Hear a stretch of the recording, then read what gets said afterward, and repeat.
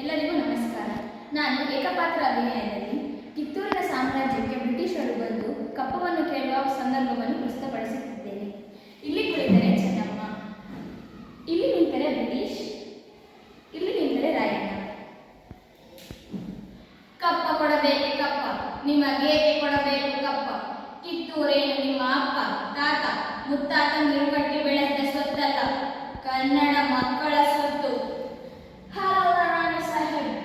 ಮುಚ್ಚು ಬಾಯಿ, ಜಾಸ್ತಿ ಮಾತನಾಡಬೇಡ. ಕಡಲಾಚೆಯಿಂದ ಬಂದ ನಿಮಗೆ ನೆಲೆ ನೀಡಲು ಸ್ಥಳ ಕೊಟ್ಟವರು ನಾವು. ಕೊಟ್ಟ ತಪ್ಪಿಗೆ ಸುಂಕ ಬೇರೆ ತರಬೇಕೇನು? ಶತಶತಮಾನಗಳಿಂದ ಕಿತ್ತೂರು ಸ್ವಾತಂತ್ರ್ಯದಿಂದ ಬದುಕಿದೆ. ಯಾವ ಕಾರಣಕ್ಕೂ ಕಪ್ಪ ಕೊಡುವುದಿಲ್ಲ. ಅಂದು ಕಪ್ಪ ಕೊಡುತ್ತೀವಿ ಅಂದವರು ನೀವೇ, ಇಂದು ಕಪ್ಪ ಕೊಡುವುದಿಲ್ಲ ಅನ್ನುತ್ತಿರುವವರು ನೀವೇ. This is not fair. ಇದು ಸರಿಯಲ್ಲ. ಜಾಗಟೆ ಎಂದು ಜಾಗ ಕೊಟ್ಟರೆ ಜಾಗವೇ ನಮ್ಮದು ಎಂದು ಬೇಪಾರಿಗಳು ಒಪ್ಪಂದಕ್ಕೆ ಮನ್ನಣೆ ಕೊಡುವುದು ಯಾಕೆ? ಅದು ಎಂದಿಗೂ ಸಾಧ್ಯವಿಲ್ಲ. ಹಾಗಾದರೆ ನಿಮ್ಮ ಮಗ ತಿಂಗಳು ಸಜ್ಜು ಮಾಡಿದ ಒಪ್ಪಂದಕ್ಕೆ ಬೆಲೆ ಇಲ್ಲವೇ? ಖಂಡಿತ ಇಲ್ಲ.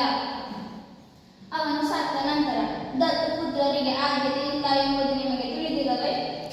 ಖಂಡಿತ ಇಲ್ಲ. ಅವನು ಸತ್ತ ನಂತರ ದತ್ತು ಪುತ್ರರಿಗೆ ಆದ್ಯತೆ ಇಲ್ಲ ಎಂಬುದು ತಿಳಿದಿಲ್ಲವೇ?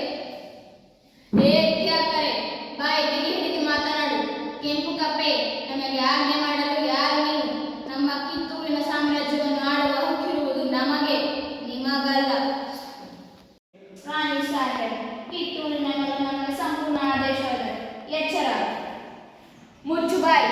ತಾಯಿಯ ಆಸ್ಥಾನಕ್ಕೆ ಬಂದು ತಾಯಿಗೆ ಎದುರು ಮಾತನಾಡುವಷ್ಟು ಸೊಕ್ಕೇನ ನಿನಗ?